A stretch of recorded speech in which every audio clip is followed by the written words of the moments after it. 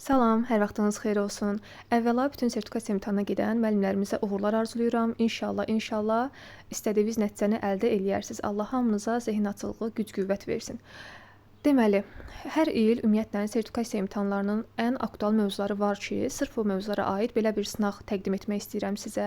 Bəzi mövzular var. Məsələn, inteqrasiya, taksonomiya, qiymətləndirmə, sinfin idarə olunmasıdır, müəllim-şagird, müəllim-valideyn münasibətləridir, qiymətləndirmədir. Bax, bu mövzular hansı ki, hər il öz aktuallığını qoruyub saxlayır.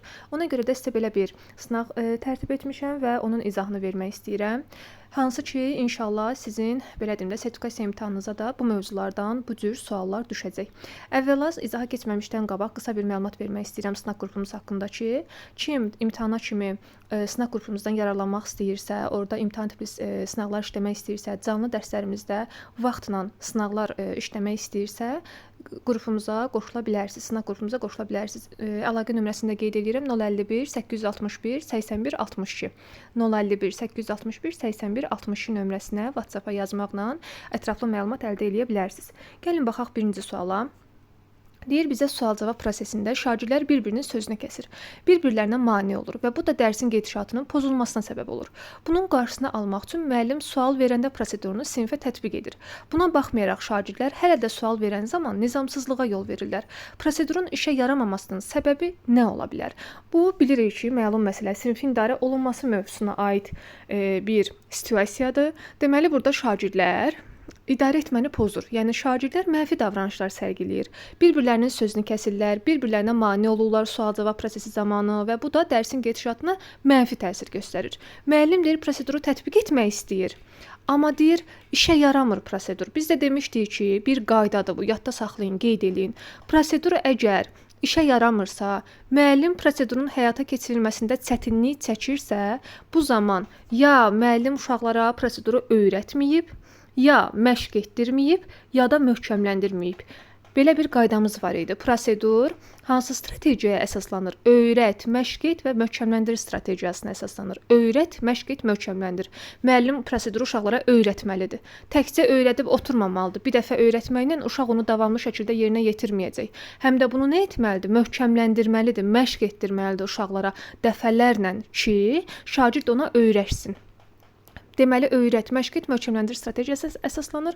Bir də demişdik ki, ola bilər ki, müəllim əgər prosedur işə yaramırsa, ola bilər müəllim kifayət qədər vaxt sərf eləməyib. Bax, vaxta sərf etməliyik və israrlı olmalıdır müəllim. Prosedurun həyata keçirilməsində israrlı olmalıdır.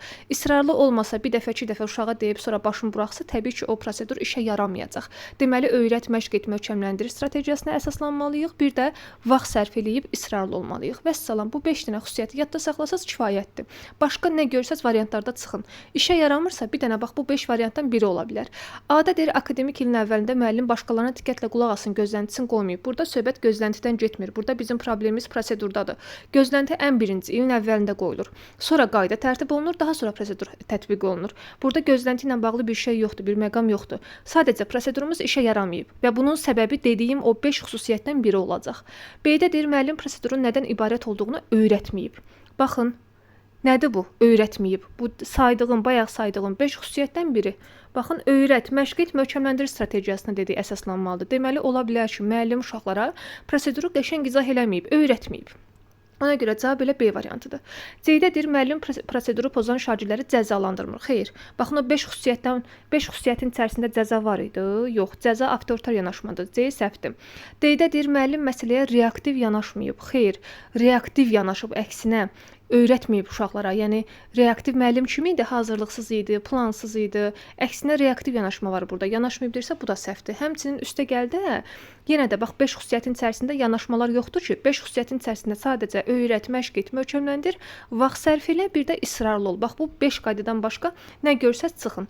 Y-də deyir, şagirdlər diqqətsizlikdən bu davranışa yol verir. Xeyr, diqqətsizlik də mənim xüsusiyyətlərimin içərisində yoxdur. Bu bir qaydadır. 5 dənə xüsusiyyəti qəşəng qeyd eləyin, yadınızda saxlayın ki, əgər prosedur işə yaramırsa, şagirdlər mənfi davranışlar sərgiləyirlərsə, müəllim prosedurun həyata keçirilməsində çətinlik çəkirsə, sadəcə 5 xüsusiyyətdən birini götürməlisiniz. Vəssalam.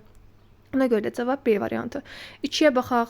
Deyir, ilk valideyn iclasında Arzu xanım sinif rəhbərindən övladı haqqında yalnız mənfi rəylər almışdır. Bu andan etibarən Arzu xanımda bununla bağlı neqativ hisslər formalaşmış və nəticədə o valideyn iclasından yayınmağa başlamışdır. Bunun baş verməməsi üçün sinif rəhbəri nə edə bilərdi? Baxın, bəzən müəllimlər çaşırlar.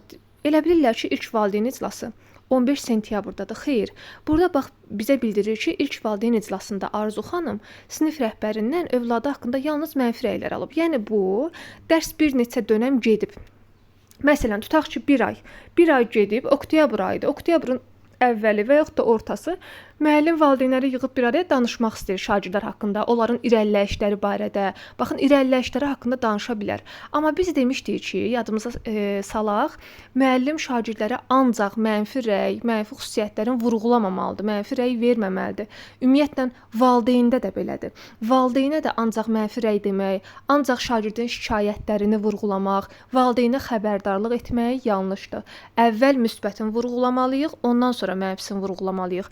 Əgər müsbətin vurğulamadan birbaşa valideynə ancaq mənfi xüsusiyyətlərini desək, valideyn nə edəcək? Məktəbdən uzaqlaşacaq. Baxın, burada da deyir ki, valideyn iclasından yayınmağa başlayır. Qulağı mazol olub da, eşitmək istəmir. Uşağı haqqında pis rəy eşitmək istəmir, uzaqlaşır. Bax, bu valideynin məktəbdən və müəllimdən uzaqlaşma səbəbidir. Ona görə də yadda saxlayın, əvvəlcə müsbəti vurğulamalıyıq valideynlə əlaqəyə keçəndə, danışanda. Həmçinin burada nədir? İclasdır. İclasda əvvəlcə müsbət, sonra mənfisi. Ona görə də gəlin buna uyğun bir variant axtaraq. A-da deyir, valideynə pozitiv məzmunlu mesaj göndərə bilərdi. Burada heç bir mesaj mənə lazım deyil. Burada söhbət iclasdan gedir. İclasda oturub mən valideynə mesaj göndərəcəm. Burada problemimiz mesaj göndərmək deyil ki. Burada problemimiz müəllimin valideynlə danışanda ancaq uşağın mənfisi barədə rəy bildirməkdir. Mənfisini deməkdir. Mənə lazımdır ki, müsbətini də vurğulasın. Mesaj mənə lazım deyil. Ona görə A səhvdir. Situasiyamızdan əlaqəsi yoxdur. B-də deyir, sinif saytında xəbər bülteni yarada bilərdi. Yenə də burada problemimiz xəbər bülteni deyil. Mənim problemim iclas zamanı müəllimin valideynlə düzgün əlaqəyə, düzgün ünsiyyət qurmamasıdır, düzgün əlaqəyə keçməməsidir. Ona görə B də səhvdir. C-də deyir, ilk iclasda şagirdin daha çox pozitiv tərəflərini vurğulaya bilərdi. Bəli, bax bu doğrudur. Mənim problemim, bax həmişə deyirəm, situasiyamızda problem nədirsə, əvvəl o problemi müəyyənləşdirin, daha sonra o problemə aid, həll yoluna aid bir variant seçin. Situasiyamızdan əlaqəli bir şey verməyibsə, düz olsa belə çıxın. Situasiyamızdan əlaqəli deyilsə, niyə onu götürək? C-də deyir, ilk iclasda şagirdin pozitiv tərəflərini vurğulaya bilərdi. Bəli. Bax, burada elə bizim problemimiz nədir? Müəllimin şagirdin pozitiv tərəflərini vurğulamaması. Əgər vurğulasaydı, bu problem həll olardı. Bizdən də soruşur ki, bunun baş verməməsi üçün sinif rəhbəri nə edə bilərdi? Təbii ki, pozitiv tərəflərini vurğulaya bilərdi. Pozitivin vurğulasaydı, daha sonra mənfisini desəydi, onda daha doğru, daha pozitiv ünsiyyət qurmuş olardı. Ona görə də elə cavab C variantıdır. D-də deyir, akademik ilin əvvəlində valideynə salamlama məktubu göndərə bilərdi. Baxın, burada bizim problemimiz ilin əvvəlində salamlama məktubunun göndərilməməsi deyil. Bizim burada problemimiz iclas zamanı müəllimin valideynlə pozitiv ünsiyyət qura bilməməsidir. O pozitiv ünsiyyəti də qurmaq üçün iclas zamanı ancaq mənfini demək yox, pozitivi də vurğulamaq lazımdır. Vəssalam, bizim situasiyamıza bir dənə uyğun gələn C variantı. Bax, D də düzdür ya. D variantında biz demişdik ki, ümumiyyətlə dərsi keçəndə, qaydanı izah edəndə nə demişdik? İlin əvvəlində müəllim uşaqlara salamlama məktubu göndərə bilər Gmaillərinə. Onları şagirdləri qapının ağzında qarşılaya bilər. İlk gün, belə deyim də, ilk dərs günü gülər üzlə qarşılaya bilər və yaxud da qrupa onları necə səbirsizliklə gözlədiyi barədə məlumat göndərə bilər. Bax, bir çox xüsusiyyətlər var. Amma situasiyamızdan əlaqəlidirmi? Xeyr. Pozitiv ünsiyyət qurmaq üçün, yenə deyirəm, iclas zamanı pozitiv ünsiyyəti qurmaq üçün müəllim şagirdlərin əvvəl müsbətini vurğulamalıdır, sonra mənfi tərəflərini vurğulamalıdır. Ona görə D-də çıxıram. Y-də deyir, valideynə şagirdin irəliləyişləri haqqında məlumatlar göndərə bilərdi. Yenə də burada göndərir, telefonuna göndərir. Mənə telefon lazım deyil. Mənə burada canlı iclasda düzgün pozitiv ünsiyyət qurmağın yolu lazımdır ki, müəllim düzgün ünsiyyət qura bilsin. Müəllim düzgün ünsiyyət qura bilmirsə, mesaj göndərirsə, mənim problemim həll olacaq? Yox. Ünsiyyət qurmaq lazımdır. Canlı valideynlə İclas zamanı əvvəl müsbətini vurğulamaq lazım idi, sonra mənfisini vurğulamaq lazım idi. Vəssalam, problem budur. Problemin həll yolu da burada C variantıdır. Ona görə də digər variantlar fikir verirsinizsə situasiyamıza uyğun gəlmir. Baxaq indi 3-cü suala. Deyir, dərs prosesində şagirdləri qrupa bölən müəllim tapşırıqları onlara təqdim edir, amma sinif səs-küylü olduğundan qruplar müəllimin verdiyi tapşırıqları anlaya bilmir. Bu situasiya ilə bağlı hansı fikir doğrudur? Situasiyanı oxuyan kimi ağlınıza nə gəlir? Baxın, dəfələrlə bu cür situasiyalar işləmişik. Bu cür situasiyalarda əgər sinif səs-küylüdürsə, şagirdlər bir-birinin sözünü kəsirlərsə və yaxud da summativ zamanı bir-birlərindən köçürdülərsə, nə bilim, koridorda qaçırlarsa, təhlükəsizlik qaydalarına əməl etmirlərsə, bax fikir verirsinizsə, davranışlarında bir problem var. Mənfi davranışlar sərgiləyirlərsə, deməli burada nə zəifdir? Müəllimin idarə etmə bacarığı zəifdir. A-da deyir, kommunikativlik bacarığı zəifdir. Gözləntilər qoymaq lazımdır. Xeyr, burada sinif səs-küylüdür və tapşırıqları anlaya bilmir uşaqlar. Burada qayda, prosedur qoymaq lazımdır və burada müəllimin idarə etmə bacarığı zəifdir. İdarə etmə bacarığı. Amma görün burada nə yazıb? Kommunikativlik bacarığı, ünsiyyət bacarığı. Heç burada kommunikasiyadan söhbət gedir? Yox. Deyir, müəllimin kritik təfəkkürü zəifdir. Prosedur qoyulması lazımdır. Xeyr, bu da yanlışdır. Kritik təfəkkürü yox. İdarə etmə bacarığı zəifdir. Bir mənalı olaraq yadda saxlayın. Situasiyada sizə şagirdin davranışı ilə bağlı bir problem verirsə, sinifdə səs-küy salırsa, summativ zamanı bir-birlərindən köçürdülərsə, bir-birlərinə hörmət etmirlərsə, deməli o sinifdə qayda, prosedur çatışmır. Qayda, prosedurda bir problem var. Deməli müəllimin hansı bacarığının zəifliyindən irəli gəlir? O qayda, proseduru biz hansı dərsdə keçmişik? İdarə etmədə, sinfin idarə olunmasında. Deməli idarə etmə bacarığı zəifdir. Ünsiyyəti çıxıram, kreativ bacarığı çıxıram, qalır hansısa variant ilə cavab Y variantı. Sinfin idarə edilməsi bacarığı zəifdir və sinif qaydaları tərtib olunmalıdır. Qayda tərtib olunmalıdır. Qayda varsa, proseduru müəllim uşaqlara öyrətməlidir. Öyrədibsə də ola bilər ki, məşq etdirməyib, möhkəmləndirməyib, onu da versəydi, onu da götürərdim. Yəni burada əsas problem idarə etmədir. Ona görə cavab belə olacaq Y variantı. 4-ə baxaq. Deyir, cədvələ əsasən uyğunluğu müəyyənləşdirin. Biz uyğunluq deyəndə nə başa düşürük? Əvvəlcə doğrunun yanına bir dənə müsbət qoyuruq, yanlışın yanına bir dənə minus qoyuruq. Uyğunluq deyirsə, müsbətin altından müsbət, mənfinin altından mənfi axtarmalıyıq. Doğrunun altında doğru, yanlışın altında yanlış. Bir də deyir, formativ qiymətləndirmə hər bölmənin sonunda və yarım ilin sonunda. Bölmə sonunda, yarım ilin sonunda keçirilən nədir? Summativ qiymətləndirmədir. Formativ qiymətləndirmə gündəlik qiymətləndirmədir. Yadda saxlayın, hər gün davamlı olaraq aparılan bir belə deyim də qiymətləndirmədir. Bölmə sonunda, yarım ilin sonunda, bax burada açar söz sonda keçirilən summativdir. Əvvəldə keçirilən İlin əvvəlində, bölmənin əvvəlində hansı qiymətləndirmə idi? Diaqnostik qiymətləndirmə. Amma gündəlik olaraq keçirilən, hər gün keçirilən, davamlı olaraq keçirilən formativdir. Sonda deyirsə bu summativdir. Deməli bir səhvdir. 2-də deyir, formativ qiymətləndirmə nəticələri növbəti dərsin planına heç bir təsir etmir.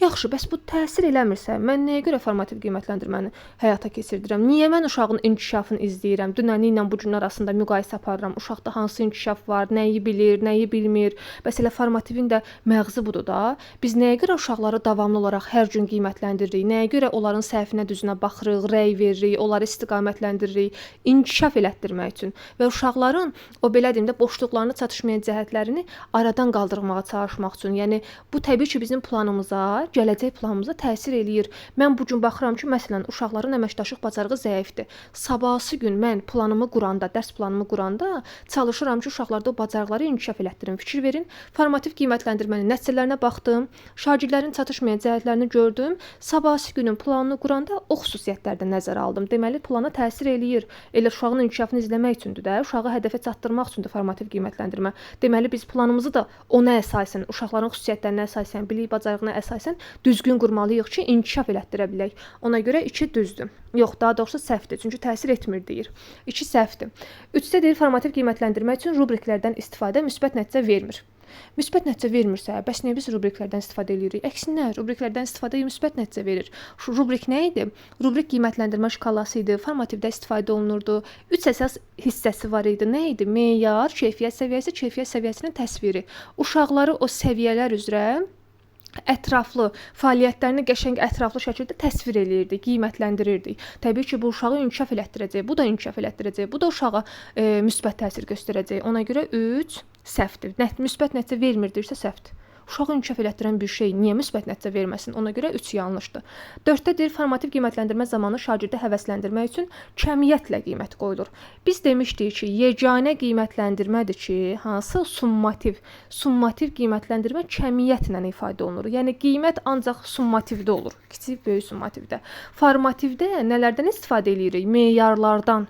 Formativ qiymətləndirmənin əsas elementlərindən biri qiymətləndirmə meyarıdır. Meyarlardan istifadə edərək uşaqları qiymətləndiririk. Cəmiyyətlə qiymət yoxdur orada, ona görə 4 səhvdir. Deməli, uyğunluq deyirsə, doğrunun altında doğru, baxıram ki, yoxdur. Amma yanlışın altında görün, baxın, yanlışlar var. Deməli, mənfi ilə mənfilər üst-üstə düşürsə, burada uyğunluq gözlənilib. Amma müsbətlə üst-üstə düşən müsbət yoxdur. Cavab olacaq nə? 3, 4, B variantı. Sonra 5-ə baxaq. Deyir, biri diaqnostik qiymətləndirmənin məqsədinə aid deyil, aid olmayanı istəyir. Biz demişdik ki, bax, ən elementar açar sözləri verirəm sizə. Qiymətləndirməni demişdik, məktəb daxili qiymətləndirmənin 3 növü var. Diaqnostik, formativ, summativ. Diaqnostikin açar sözü nə idi? Diaqnostikin açar sözü əvvəldə idi. Əvvəldə aparılır, ilin əvvəli, bölmənin əvvəli, sinfə yeni şagird gələrsə və s. Diaqnostikin demişdik, açar sözü uşaqların mövcud bilik bacarıqlarını yoxlayır. Onların sanki belə deyim də diaqnoz qoyur da, onlarda çatışmayan cəhətləri, maraqlarını, xüsusiyyətlərini, hər bir şey haqqında məlumat toplamış olursunuz ilin əvvəlində. Niyə? Gələcək fəaliyyətinizi il boyu, gələcək fəaliyyətinizi düzgün qurmaq üçün. Həkimlə də demişdim, yadda saxlayın. Həkimə gedirsiniz, həkim sizə baxan kimi o dəqiqə müalicə yaza bilir? Yox. Əvvəl sizə diaqnoz qoyur əvvəldən. Diaqnoz qoyur, sizin probleminizi müəyyənləşdirir, probleminizin nə olduğunu bilir. Ondan sonra müalicəni, bax, gələcək o, belə deyim də, görəcəyiniz o müalicəni o məlumatlara əsasən yazır. Burada da müəllim diaqnostik qiymətləndirmə aparır ki, uşağın o məlumatlarını toplasın, o məlumatlardan istifadə edərək il boyu gələcək fəaliyyətini düzgün şəkildə qursun. Diaqnostikin xüsusiyyətləri bunlar idi. Formativdə demişdik, ən elementar açar söz inkişafı izləməkdir. Uşağın inkişafını izləmək üçün aparılır, davamlı olaraq aparılır, uşağı hədəfə çatdırır, gələcəyə, belə deyim də, gələcək hədəfinə çatdırır. Formativin də xüsusiyyəti buydu. Summativdə demişdik, sonda aparılır. Bölmə daxilində və yaxud da bölmənin sonunda, yarım ilin sonunda. Summativdə ölçmədir. Bir də açar sözü ölçmədir, nailiyyətin ölçülməsi. İndi gəlin bir-bir baxaq. A-da deyir, şagirdin məzmunla bağlı ümumi bacarıqlarını müəyyənləşdirir. Bəli, biz dedik ki, diaqnostik qiymətləndirmədə uşağa diaqnoz qoyuruq, onun bacarıqlarını müəyyənləşdiririk, şagirdin bilik səviyyəsini müəyyənləşdiririk, psixoloji vəziyyətini müəyyənləşdiririk. Çatışmayan cəhətlərdə yaxşı bacarıqlarında haqqında məlumat toplayırıq, pis bacarıqlar haqqında da məlumat toplayırıq, çatışmayan şeyləri də öyrənirik. Təlimi effektiv təşkil etməyə kömək eləyir, bəli, kömək eləyir. Dedi, gələcək fəaliyyətimizi bu məlumatlardan istifadə edərək düzgün şəkildə quracaq. D də düzdür. Y-də deyir, şagirdin gündəlik fəaliyyət səviyyəsini izləməyə xidmət edir. Mən bu izləməyi sizə harda verdim? Açar söz kimi, formativdə. Diaqnostik qiymətləndirmə məyər hər gün aparılır ki, uşağın inkişafını izləməyə mənə kömək eləsin? Yox. Hər gün aparılan qiymətləndirmə hansıdırsa, o mənə izləməyə xidmət eləyir, o mənə izləməyə kömək eləyir. Yəni formativ. Formativ qiymətləndirmə hər gün aparılır deyə mən uşağın dünəni ilə bu gün arasında müqayisə apara bilirəm. Onun inkişaf səviyyəsini izləyə bilirəm, fəaliyyət səviyyəsini izləyə bilirəm. Amma diaqnostik sadəcə ilin əvvəlində və yaxud da bölmənin əvvəlində aparılan bir şeydir. İldə 2-3 dəfə aparılan bir şeydir. O mənə necə uşağın inkişafını izləməyə kömək eləyə bilər? Ona görə Y variantı səhvdir. Bu formativin xüsusiyyətidir. Formativ, diaqnostik yox. Elə aid olmayan deyirsə, deməli cavab Y variantıdır. 6-ya baxaq. Deyir, hansı rəy effektiv deyil? Biz demişdik ki, effektiv rəy, konstruktiv rəy necə olur? Müəllim uşaq həvəsdən düşməsin deyə, motivasiyadan düşməsin deyə onun müsbətində vurğulamalıdır. Səhvi varsa, səhvini də deməlidir. Üstə gəldə səhvini düzəltmək üçün istiqamət də verməlidir. Və demişdik ki, effektiv rəy gələcəyə yönəlik olmalıdır, xüsusi şəkildə verilməlidir. Yəni, bu xüsusiyyətlər nəzərə alınmalıdır. Bir də effektiv rəy zamanı bir uşağı başqa uşaqlarla müqayisə etmək olmaz. Əks halda rəqabət yarana bilər. İndi gəlin bir-bir cavabları oxuyaq. A-da deyir, məsələni səmərli yolla həll etmirsən, belə də davam et. Burada mən birbaşa uşağın nəyinə rəy verdim? Bax, bir dənə də qaydamız var idi ki, şagirdin birbaşa idraki fəaliyyətinə rəy verməliyik, idraki fəaliyyətini vurğulamalıyıq. Şagirdin şəxsi keyfiyyətini vurğulamaq olmaz.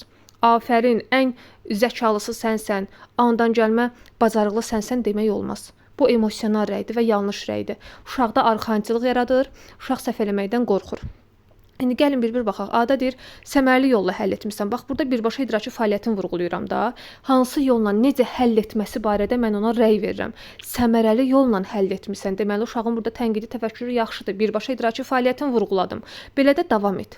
Deməli, bu necə rəydir? Konstruktiv rəydir. Ola bilər səhvi çıxmayıb, müəllim burada səhvini vurğulamayıb. Səhvi varsa səhvin deməliyik, yoxdursa yox. Elə bu cür rəy verə bilərik. B-dədir, əhsən.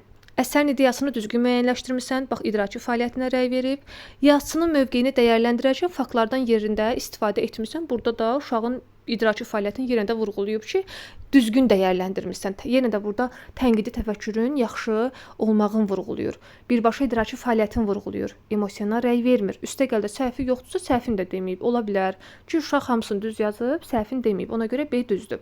C-də deyir, afərin. Mirzə Əkbər Sabirin şeirlərinin müasir dövrümüzdə də öz aktuallığını qoruması ilə bağlı söylədiyim fikirlər yüksək dəyərləndirilir. Bax, yenə də uşağın dərs barədə verdiyi fikirlərə, dediyi, səsləndirdiyi fikirlərə bir rəy verirəm. Yenə də idraki fəaliyyətini vurğulayıramsa, bu da düzdür. D-də deyir, afərin, ağıl dəryasısan.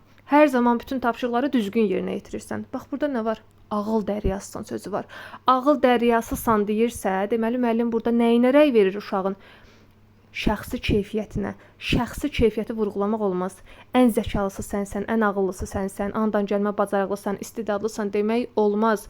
Uşaq nə iş görübsə, o işi birbaşa şagirdin o gördüyü işinə rəy verməliyik. Yoxsa emosional rəy vermək yanlışdır. Ona görə elə cavab D variantıdır. Y-də deyir, dinləmə mətni üzrə tapşırıqları düzgün yerinə yetirmisən. Bax, fəaliyyətini vurğulayıram. Bu sənin qeyd götürmə bacarığının yaxşı olduğunu göstərir. Əhsən. Burada demirəm ki, bu sənin ən ağıllı, sinfin ən ağıllısı, ən zəkası olduğunu göstərir. Yox. Deyirəm qeyd götürmə bacarığının yaxşı olduğunu göstərir. Yenə də burada fəaliyyətini vurğulayıramsa, deməli bu da düzdür. Səhv olan cavab D variantıdır. 7-yə baxaq. Deyir, müəllim qiymətləndirməni interaktiv oyun şəklində aparmaq qərarına gəlir. Tapşırığı tərtib edərkən o keçmədiyi mövzulara aid suallardan da istifadə edir. Burada deyir, hansı prinsip pozulub. Bu aktual sertifikasiya mövzularından biridir. Təbii ki, məqədə düşə bilər. Qiymətləndirmənin prinsiplərindən. Bax, burada demişdik ki, müəllim keçmədiyi mövzulara aid sual tərtib eləyirsə, təlim nəticəsindən kənara çıxırsa, keçmədiyi təlim nəticəsindən istifadə eləyirsə, onlardan da sual əlavə eləyirsə, burada hansı prinsip pozulub?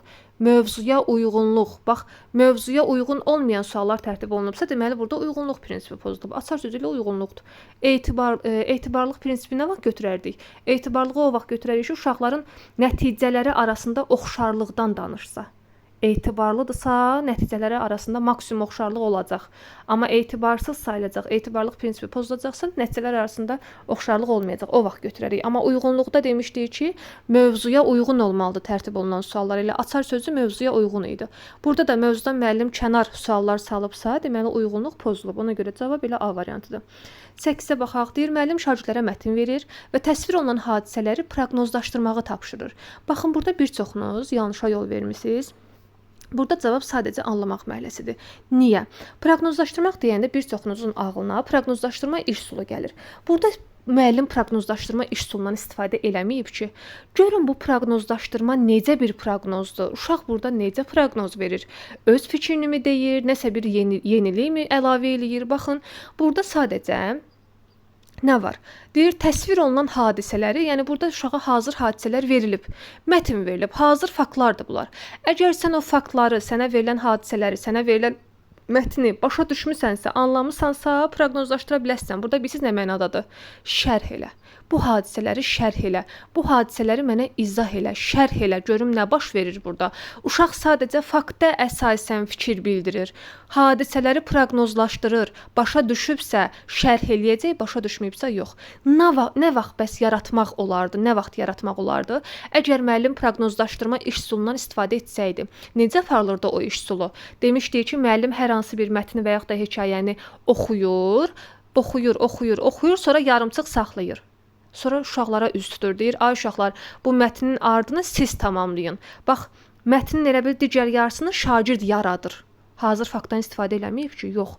Öz təxəyyülünə uyğun, öz təxəyyüllərindən istifadə edərək yarımçıq mətni tamamlayırlarsa, hə, bu yaratmaqdır.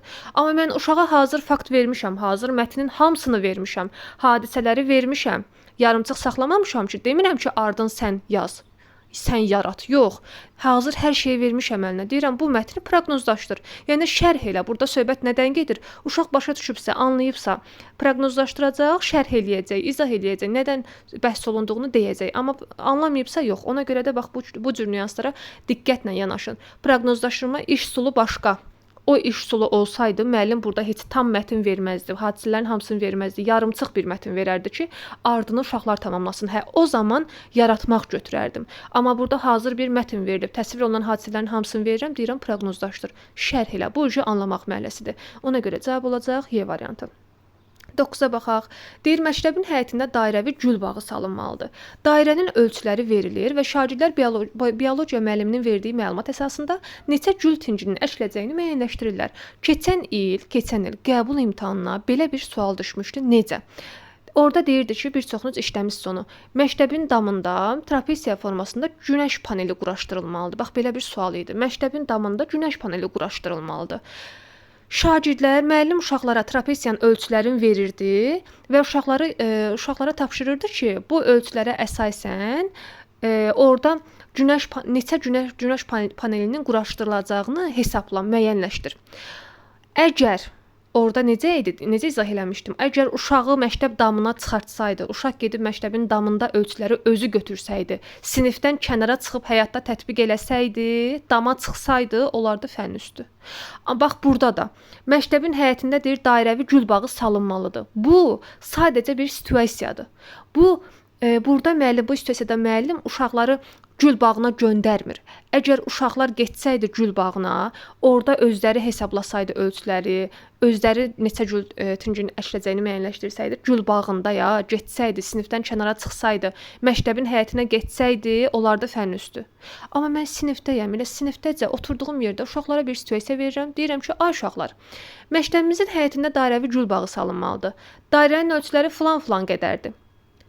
Bu məlumatlardan istifadə edərək neçə gül tinci sizcə əkilməlidir orada, onu müəyyənləşdirin.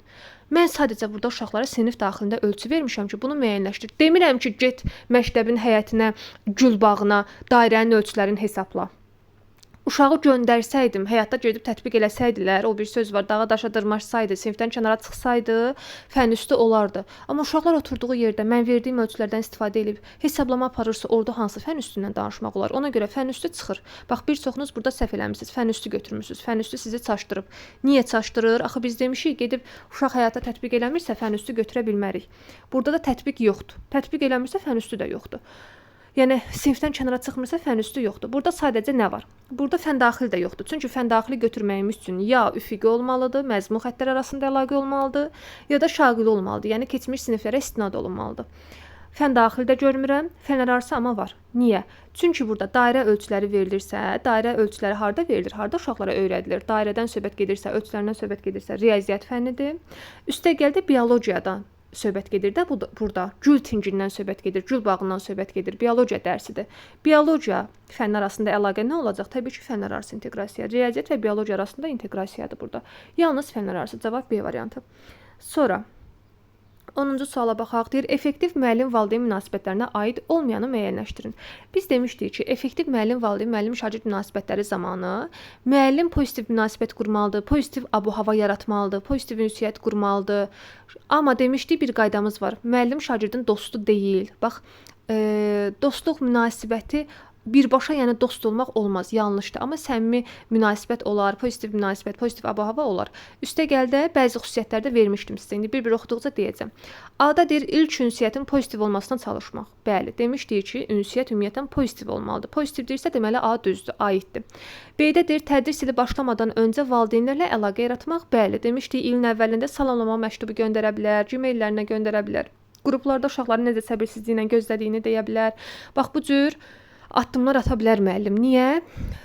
Səmərli ünsiyyət qursun deyə, effektiv bir münasibət qursun deyə.